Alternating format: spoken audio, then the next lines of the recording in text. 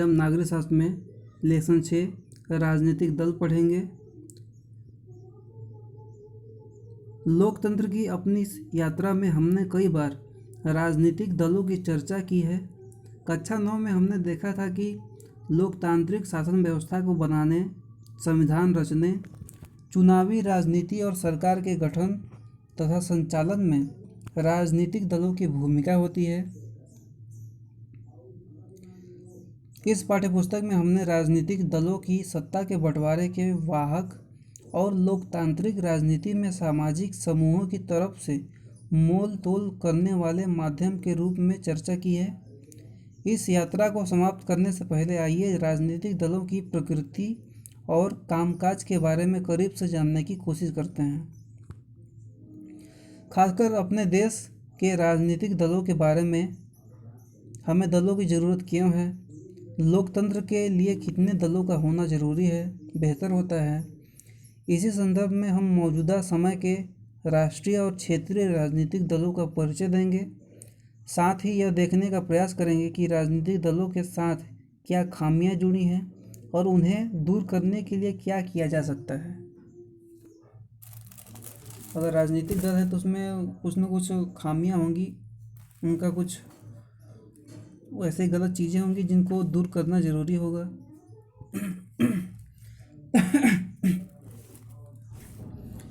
पहले हम राजनीतिक दल के बारे में जान लेते हैं कि राजनीतिक दल कहते किसे हैं। राजनीतिक दल को लोगों के एक ऐसे संगठित समूह के रूप में समझा जा सकता है जो चुनाव लड़ने और सरकार में राजनीतिक सत्ता हासिल करने के उद्देश्य से काम करता है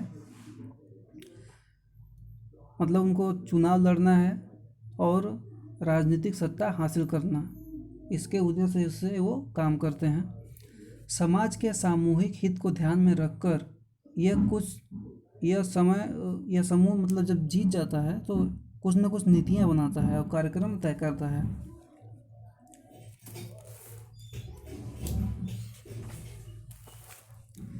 किसी भी लोकतांत्रिक व्यवस्था की संस्थाओं में राजनीतिक दल अलग से दिखाई देते हैं। अधिकतर आम नागरिकों के लिए लोकतंत्र का मतलब राजनीतिक दल ही है। अगर आप देश के दूर दराज के और ग्रामीण इलाकों में जाएंगे और कम पढ़े लिखे लोगों से बात करेंगे तो संभव है कि आपको ऐसे लोग मिलेंगे जिन्हें संविधान के बारे में ज़्यादा कुछ नहीं पता है, क्योंकि बहरहाल राजनीतिक दलों के बारे में उन्हें ज़रूर कुछ न कुछ मालूम होता है, लेकिन पार्टियों के बारे में हर कोई कुछ न कुछ जानता है। तो इसका मतलब यह नहीं कि पार्टियां बहुत लोकप्रिय हैं। अधिकतर लोग आमतौर पर दलों के बारे में खराब राय रखते हैं। अपनी लोकतांत्रिक व्यवस्था और राजनीतिक जीवन की हर बुराई के लिए वे दलों को ही जिम्मेदार मानते हैं। सामाजिक और राजनीतिक विभाजनों के लिए भी दलों को ही दोषी माना जाता है। जैसा कि लोग दोषी इसलिए मानते हैं क्योंकि अधिकतर लोग पढ़े लिखे नहीं होते। गांव का अगर बात किया जाए तो उनको अगर कोई बहका भी दिया जाए कि ये पार्टी ख़राब है, ये वो है, ये है दुनिया भर का, तो वो बहुत जल्दी उस चीज़ को मान लेते हैं, क्योंकि उनके अंदर वो जो समझ होता है वो नहीं होता। समझ कहाँ से होगा, जो पढ़े लिखे ही नहीं है। लोग कुछ भी बताते हैं वो मान लेते हैं। इसके वजह से उनको ये लगता है कि सभी पार्टियां ख़राब हैं, सभी पार्टियों या सभी दलों के बारे में खराब, इसीलिए वो खराब राय रखते हैं। ऐसे में यह सवाल स्वाभाविक रूप से उठता है, क्या हमें सचमुच राजनीतिक दलों की ज़रूरत है? करीब 100 साल पहले दुनिया के बस कुछ ही देशों में, और वह भी गिनती के राजनीतिक दल थे। आज गिनती के ही देश ऐसे हैं जहां राजनीतिक दल नहीं है। दुनिया भर के लोकतांत्रिक देशों में राजनीतिक दल इतने सर्वव्यापी क्यों हो गए? आइए सबसे पहले इस सवाल का जवाब दें कि राजनीतिक दल क्या है और वे क्या करते हैं। उनकी ज़रूरत पर चर्चा कर लेते हैं। जैसा कि मैंने आपको बताया कि इनका मेन काम यह है कि चुनाव लड़ना और सरकार में राजनीतिक सत्ता हासिल करने के उद्देश्य से ये काम करते हैं। और उसके बाद समाज के सामूहिक हित को ध्यान में रखकर यह समूह कुछ नीतियाँ और कार्यक्रम तय करता है।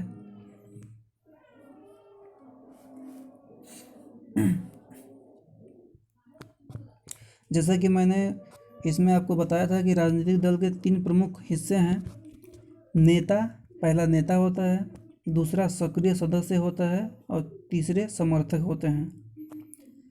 इनके कार्य क्या हैं? मूलतः राजनीतिक दल राजनीतिक पदों को भरते हैं और राजनीतिक सत्ता का इस्तेमाल करते हैं। दल इस काम को कई तरह से करते हैं। दल चुनाव लड़ते हैं। अधिकांश लोकतांत्रिक देशों में चुनाव राजनीतिक दलों द्वारा खड़ा किए गए उम्मीदवारों के बीच लड़ा जाता है। जाहिर सी बात है, जब चुनाव होगा तो कोई अकेला नहीं रहता है, उसका प्रतिद्वंदी कोई ना कोई रहता है, और यहाँ पे तो बहुत होते हैं। अगर हम अपने भारत की बात करें तो यहाँ पे बहुत मिलेंगे। राजनीतिक दल उम्मीदवारों का चुनाव कई तरीक़ों से करते हैं। जैसे अमेरिका कुछ देशों में उम्मीदवार का चुनाव दल के सदस्य और समर्थक करते हैं। अब इस तरह से उम्मीदवार चुनने वाले देशों की संख्या बढ़ती जा रही है। अन्य देशों जैसे भारत में दलों के नेता ही उम्मीदवार चुनते हैं। दल अलग अलग नीतियों और कार्यक्रमों को मतदाताओं के सामने रखते हैं और मतदाता अपनी पसंद की नीतियां और कार्यक्रम चुनते हैं। देश के लिए कौन सी नीतियां ठीक हैं, इस बारे में हम में से सभी की राय अलग अलग हो सकती है, पर कोई भी सरकार इतने अलग अलग विचारों को एक साथ लेकर नहीं चल सकती। लोकतंत्र में समान या मिलते जुलते विचारों को एक साथ लाना होता है ताकि सरकार की नीतियों को एक दिशा दी जा सके। पार्टियां यही काम करती हैं। पार्टियां तरह तरह के विचारों को कुछ बुनियादी राय तक समेट लाती हैं जिनका वे समर्थन करती हैं। सरकार प्रायः शासक दल की राय के अनुरूप अपनी नीतियां तय करता है। पार्टियां देश के कानून निर्माण में निर्णायक भूमिका निभाती है। कानूनों पर औपचारिक बहस होती है और उन्हें विधायिका में पास करवाना पड़ता है, लेकिन विधायिका के अधिकतर सदस्य किसी न किसी दल के सदस्य होते हैं। इस कारण वे अपने दल के नेता के निर्देश पर फैसला करते हैं। दल ही सरकार बनाते और चलाते हैं। हमने पिछले साल पढ़ा था कि नीतियों और बड़े फैसलों के मामले में निर्णय राजनेता ही लेते हैं और ये नेता विभिन्न दलों के होते हैं। पार्टियां नेता चुनती है, उनको प्रशिक्षित करती है और फिर पार्टी के सिद्धांतों और कार्यक्रम के अनुसार फैसले करने के लिए उन्हें मंत्री बनाती है ताकि वे पार्टी की इच्छा के अनुसार सरकार चला सकें। चुनाव हारने वाले दल शासक दल के विरोधी पक्ष की भूमिका निभाते हैं। सरकार की गलत नीतियों और असफलताओं की आलोचना करने के साथ वह अपनी अलग राय भी रखते हैं। विपक्षी दल सरकार के खिलाफ आम जनता को भी गोलबंद करते हैं। वो अधिकतर भड़काते रहते हैं जो हार जाते हैं कि ये ऐसा नहीं, ऐसा होना चाहिए, ये गलत कर रहे हैं। भड़काने का काम वो करते हैं, जैसा कि आप लोगों ने देखा भी होगा। अपने इंडिया का ही बात किया जाए तो जनमत निर्माण में दल महत्वपूर्ण भूमिका निभाता है। वे मुद्दों को उठाते और उन पर बहस करते हैं। विभिन्न दलों के लाखों कार्यकर्ता देश भर में बिखरे होते हैं। समाज के विभिन्न वर्गों में उनके मित्र संगठन या दबाव समूह भी काम करते रहते हैं। दल कई दफ़े लोगों की समस्याओं को लेकर आंदोलन भी करते हैं। अक्सर विभिन्न दलों द्वारा रखी जाने वाली राय के इर्द गिर्द ही समाज के लोगों की राय बनती जाती है। दल ही सरकारी मशीनरी और सरकार द्वारा चलाए जाने वाले तक लोगों की पहुंच बनाते हैं। एक साधारण नागरिक के लिए किसी सरकारी अधिकारी की तुलना में किसी राजनीतिक कार्यकर्ता से जान पहचान बनाना, उससे संपर्क साधना आसान होता है। इसी कारण लोग दलों पर पूरा विश्वास न करते हुए भी उन्हें अपने करीब मानते हैं। दलों को भी हर हाल में लोगों की मांगों और ज़रूरतों पर ध्यान देना होता है, वरना अगले चुनाव में लोग उन्हें धूल चुरा सकते हैं, मतलब उनको हरा सकते हैं। उनकी ज़रूरतों पे उनको ध्यान देना पड़ता है।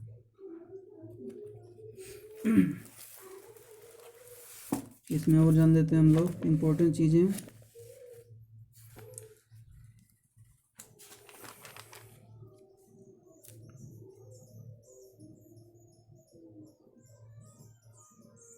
जैसा कि मैंने बताया कि इनका मेन काम है चुनाव लड़ना। चुनाव लड़ने के बाद जब जीत जाते हैं तो लोगों के लिए अच्छी अच्छी नीतियाँ बनाते हैं, उसको लागू करने की कोशिश करते हैं। और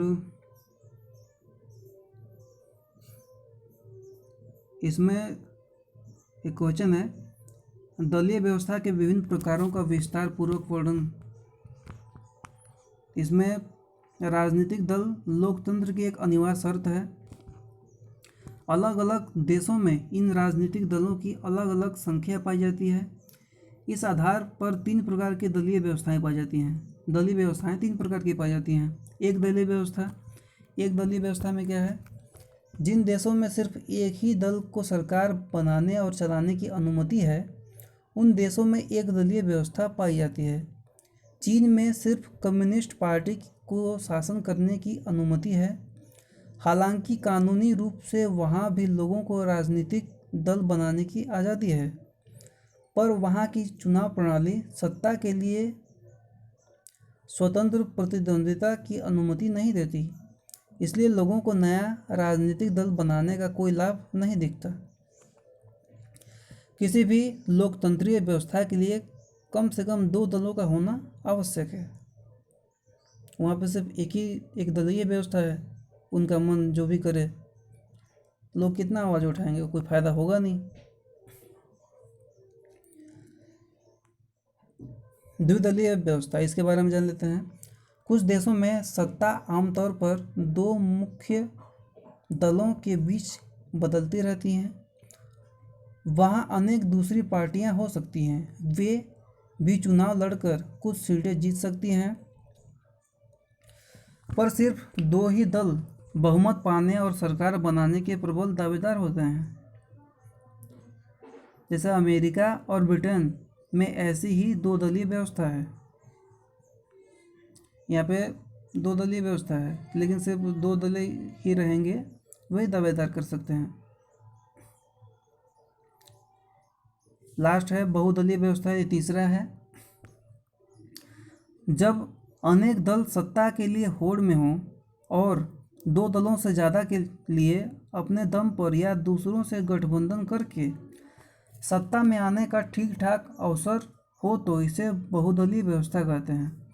भारत में भी ऐसी ही बहुदलीय व्यवस्था है। इस व्यवस्था में कई दल गठबंधन बनाकर भी सरकार बना सकते हैं। अक्सर बहुदलीय व्यवस्था बहुत तालमेल वाली लगती है और देश को राजनीतिक अस्थिरता की तरफ ले जाती है, पर इसके साथ ही इस प्रणाली में विभिन्न हितों और विचारों को राजनीतिक प्रतिनिधित्व मिल जाता है।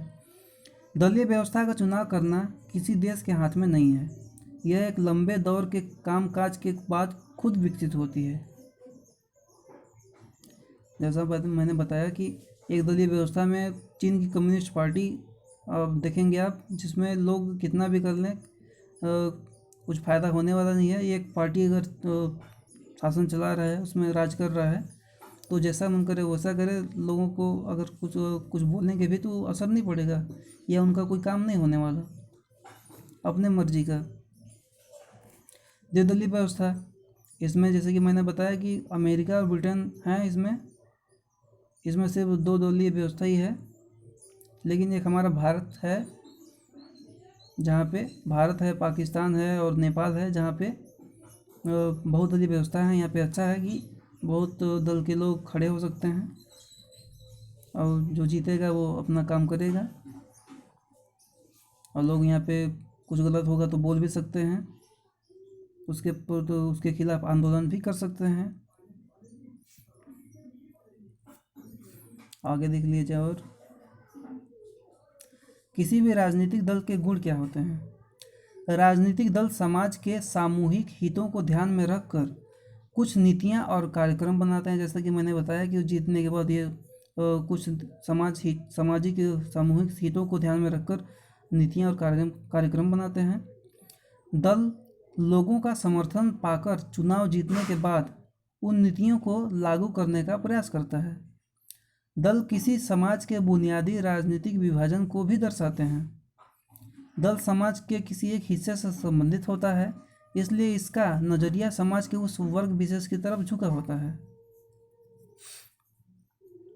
जैसा कि हो सकता है कि किसी दल का या किसी खास जाति संप्रदाय धर्म का लोग हों उसमें, तो खासकर उस तरफ झुका रहेगा, उनके प्रति ज़्यादा सजग रहेगा, उनको ज़्यादा आगे बढ़ाने की कोशिश भी कर सकता है। किसी दल की पहचान उसकी नीतियों और उसके सामाजिक आधार से तय होती है।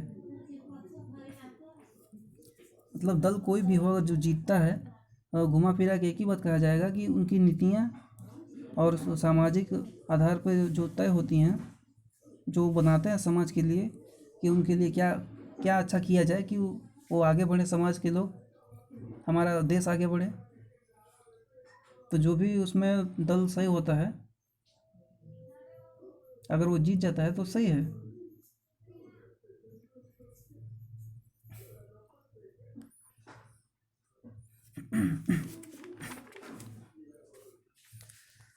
राजनीतिक दलों के सामने चुनौतियां क्या होती हैं? जैसे आंतरिक लोकतंत्र का अभाव। लोकतंत्र में राजनीतिक दल महत्वपूर्ण भूमिका निभाते हैं, किंतु उन्हें कुछ चुनौतियों का सामना भी करना पड़ता है। जैसे कि पार्टी में आंतरिक लोकतंत्र का अभाव पाया जाता है। पार्टियों के पास न सदस्यों की खुली सूची होती है, न नियमित रूप से सांगठनिक बैठकें होती हैं। इनके आंतरिक चुनाव भी नहीं होते। कार्यकर्ताओं से वे सूचनाओं का साझा भी नहीं करते। सामान्य कार्यकर्ता अनजान ही रहता है कि पार्टियों के अंदर क्या चल रहा है। परिणाम स्वरूप पार्टी के नाम पर सारे फैसले लेने का अधिकार उस पार्टी के नेता हथिया लेते हैं। चूंकि कुछ ही नेताओं के पास असली ताकत होती है, इसलिए पार्टी के सिद्धांतों और नीतियों से निष्ठा की जगह नेता से निष्ठा ही ज़्यादा महत्वपूर्ण बन जाती है। मतलब जो मेन होता है उसके ऊपर ही सब कुछ हो जाता है, वो अपने मर्जी का करे। शुरू में ये होता है कि अगर मैं जीत गया तो आपके लिए ये करूँगा, ये वो करूँगा, लेकिन बहुत सारा देखा जाता है कि जीतने के बाद वो अपना भला करने लगते हैं, अपने खास संप्रदाय जाति का। लेकिन सभी पार्टी ऐसा नहीं होता।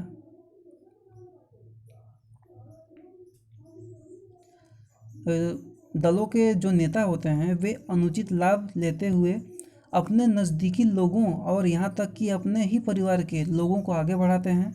जैसा कि मैंने अभी आपको बताया, अनेक दलों में शीर्ष पद पर हमेशा एक ही परिवार के लोग आते हैं। यह दल के अनेक अन्य सदस्यों के साथ अन्याय है। यह बात लोकतंत्र के लिए भी अच्छी नहीं है, क्योंकि इससे अनुभवहीन और बिना जनाधार वाले लोग ताकत वाले पदों पर पहुंच जाते हैं। जैसे कि वंशवाद की चुनौती है ये कि अगर किसी दल का नेता है तो अपने ही पार्टी, अपने ही घर के लोगों को आगे बढ़ाने की कोशिश करता है, उसी को कोई पद देता है। वहीं अगर बात किया जाए अनुभव लोगों, जिनको बहुत ज़्यादा अनुभव होता है उस चीज़ के बारे में, अगर वो उनके पार्टी या उनके परिवार के नहीं होते तो एक तरह से उनका खराब होता है। वो उस चीज़ के वो लायक भी होते हैं, तभी उनको वो चीज़ नहीं मिल पाता है। सभी राजनीतिक दल चुनाव जीतना चाहते हैं, इसके लिए वह हर तरीका अपना सकते हैं। वे ऐसे उम्मीदवार खड़े करते हैं जिनके पास काफ़ी पैसा हो या पैसे जुटा सकें। कई बार पार्टियां चुनाव जीत सकने वाले अपराधियों का समर्थन करती है या उनकी मदद लेती है, जिससे राजनीति का अपराधीकरण हो जाता है। सार्थक विकल्प का अर्थ विभिन्न पार्टियों की नीतियों और कार्यक्रमों में अंतर होना है। कुछ वर्षों से दलों के बीच वैचारिक अंतर कम होता गया है। यह प्रवृत्ति दुनिया भर में देखने को मिलती है। भारत की सभी बड़ी पार्टियों के बीच आर्थिक मसलों पर बड़ा कम अंतर रह गया है। जो लोग इससे अलग नीतियां बनाना चाहते हैं उनके पास कोई विकल्प उपलब्ध ही नहीं होता।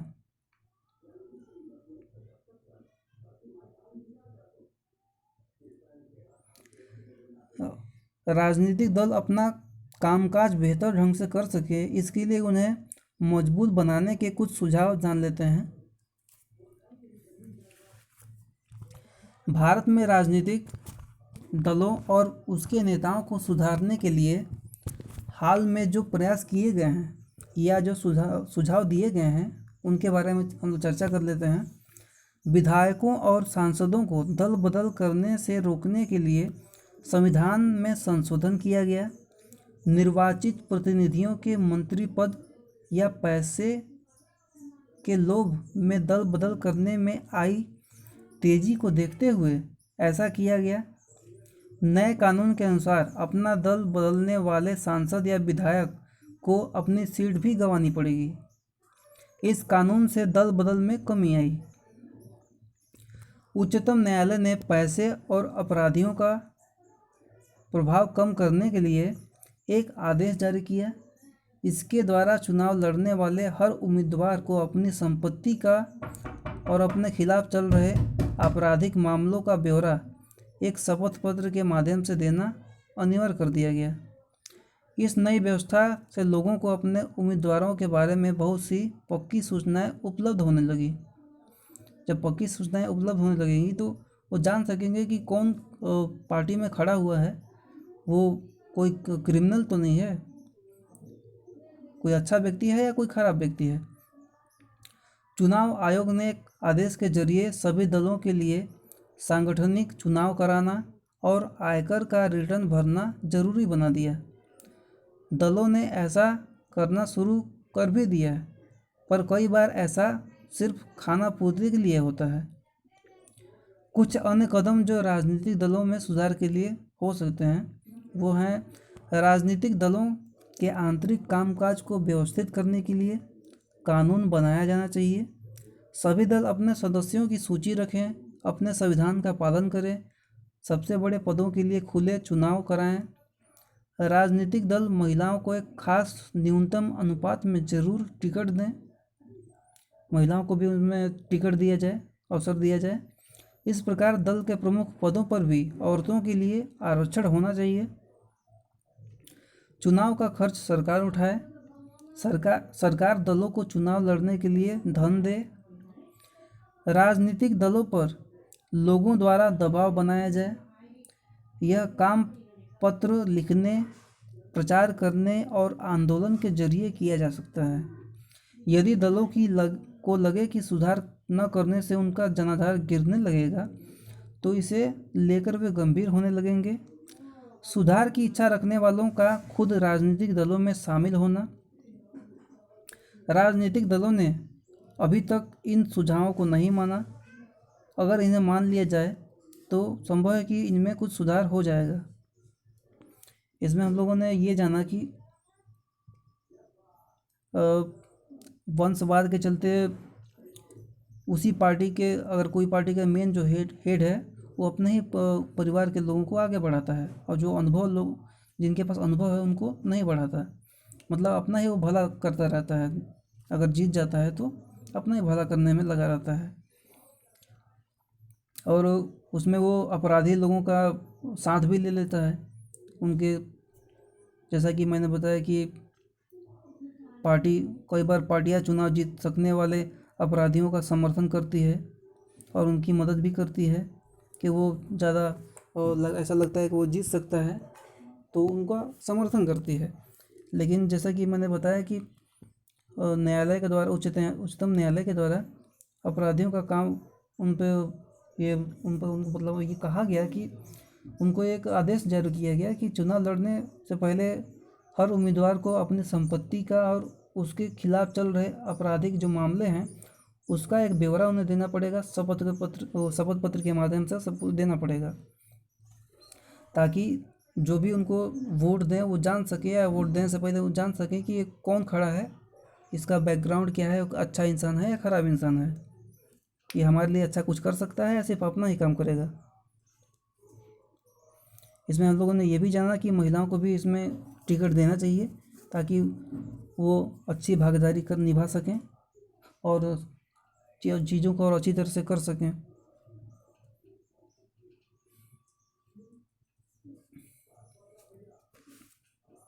इसमें और जान लेते हैं हम लोग।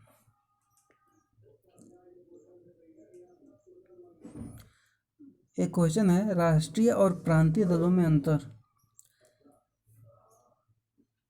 राष्ट्रीय दल, जो दल पूरे देश में फैले होते हैं तथा जिन दलों को लोकसभा चुनाव में पड़े कुल वोटों का अथवा 4 राज्यों के विधानसभा चुनाव में पड़े कुल वोटों का 6% हासिल होता है।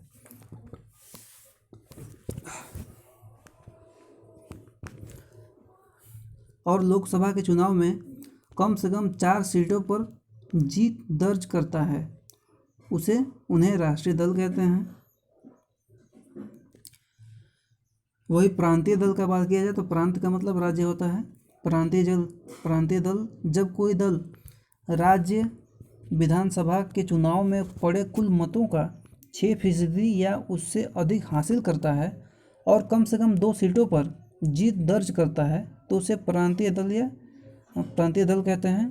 जैसे कि मैंने राज्य बताया, प्रांतीय मतलब राज्य होता है।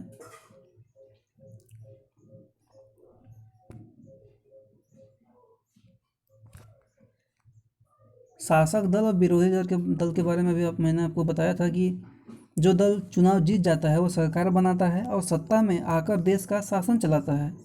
इसके लिए पार्टी नेता चुनती है, उनको प्रशिक्षित करती है और उन्हें मंत्री बनाती है, ताकि वे शासन सही ढंग से चला सकें। इसमें मैंने ये भी बताया कि अगर मंत्री चुनती है तो उसमें जो मेन हेड होता है उसके जो नियम बनाते हैं, सरकार जो जीतता है पार्टी, वो जो समाज के लिए जो नियम बनाते हैं, मतलब उनके भलाई के लिए, उसको ना करके उसमें जो हेड होता है वो अपने मर्जी का भी चलाता है, और जो मंत्री होता है उसको मजबूरी में वो चलाना भी पड़ सकता है। हो सकता है कि उन्होंने जो चीज़ें बनाई लोगों के भले के लिए वो पूरी तरीके से ना हो सके, वो अपने घर में ही मतलब लोगों को आगे बढ़ाता रहे और जो अनुभव जिनको है उनको पीछे रख दे या उनको कुछ समझे ही ना। ऐसे में हानि भी होती है। विरोधी दल, जो राजनीतिक दल चुनाव में हार जाते हैं वे सरकार तो नहीं बनाते, किंतु संसद में महत्वपूर्ण भूमिका भी निभाते हैं। वे विरोधी दल के रूप में काम करते हैं, सरकार की गलत नीतियों और असफलताओं की आलोचना करने के साथ में वे अपनी अलग राय भी रखते हैं। इस प्रकार विरोधी दल शासक दल को निरंकुश होने से रोकता है। अगर विरोधी दल देखता है कि अगर जो शासक दल है अगर कुछ गलती कर रहा है, कुछ गलत कर रहा है, तो विरोध करते हैं। विरोधी दल का मतलब ही होता है कि विरोध करना। दल मतलब लोग, उसमें एक लोग नहीं बहुत होते हैं, यानी विरोध करते हैं अगर कुछ गलत होता है तो। अब बहुत बार हम लोगों ने ऐसा भी देखा है कि वो शासक दल अच्छा होता है, सही होता है, लेकिन विरोधी पार्टी अपने फ़ायदे के लिए उनको मतलब गलत बोलती है, उनका बदनामी करना चाहती है। इसमें और कुछ जान लेते हैं हम लोग। जैसा कि मैंने बताया कि राजनीतिक दलों में सुधार लाने के लिए जो प्रयास किए गए, दल बदल विरोधी अधिनियम लाया गया, शपथ पत्र उच्चतम न्यायालय द्वारा मतलब दिलाया गया कि जो भी रहेगा अपना एक तरफ से शपथ पत्र लिख के भेजेगा, देगा कि वो कैसा, उसके पास कितना संपत्ति है, वो उसके खिलाफ जितना भी चल रहा है केस वो भी उसमें बताए। इससे लोगों को ये पता चलेगा कि ये अमीर है या ये खराब व्यक्ति है, तो इसको वोट देना चाहिए या नहीं देना चाहिए, इसको जिताना चाहिए या नहीं जिताना चाहिए।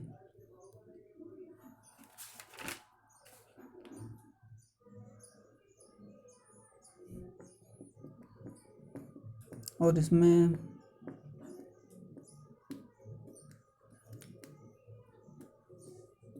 जैसा कि आप लोगों ने सुना होगा गठबंधन सरकार, जब किसी बहुदलीय व्यवस्था में अनेक राजनीतिक दल चुनाव लड़ने और सत्ता में आने के लिए आपस में हाथ मिला लेते हैं तो इसे गठबंधन सरकार कहते हैं।